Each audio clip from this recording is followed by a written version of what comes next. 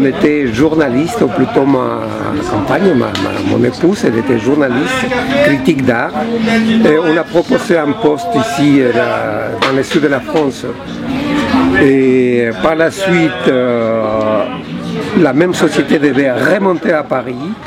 Et on a décidé de quitter cette société et rester ici sur place et créer quelque chose à nous.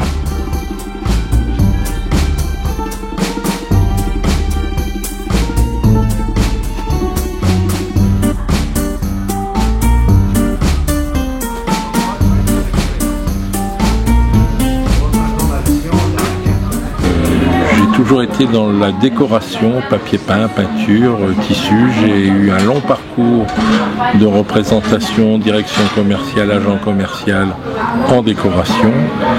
Et à l'âge de 52 ans, les aléas de la vie ont fait que je me suis retrouvé dans le sud à reprendre un hôtel. Ayant vendu mon hôtel il y a 7 ans maintenant, je suis parti dans la brocante, parce que j'ai vendu tous les produits de l'hôtel et après, comme ça m'a plu, j'ai fait de la brocante. Voilà le parcours initiatique d'un brocanteur qui n'en est pas un et qui n'a pas la prétention, qui a la prétention d'être un brocanteur, mais surtout pas un antiquaire parce que je n'ai pas les connaissances. J'essaye comme tout le monde, d'apprendre, mais nous sommes toujours que des apprentis pour toute la vie.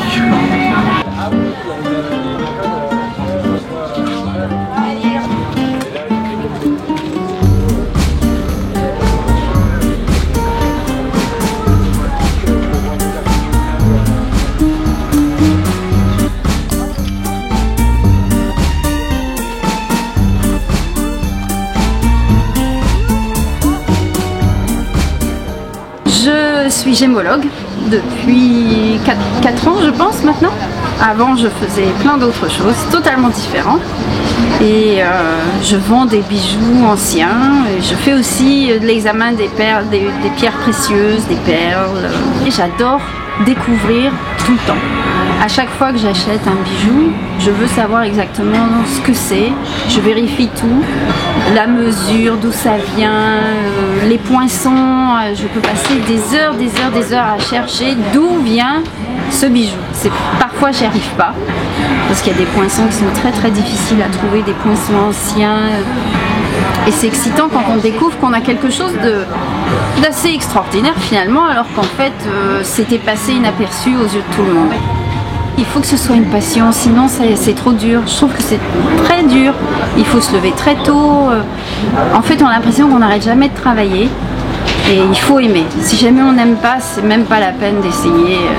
C'est pas comme un boulot auquel on se rend, etc. Il faut avoir la soif d'apprendre et de rencontrer les gens, parce que sinon on n'y arrivera pas. Il faut avoir le sourire. Je sais qu'il y a des fois, j'ai pas le sourire parce que je suis fatiguée, etc. Et ben ces jours-là, je ne vends pas.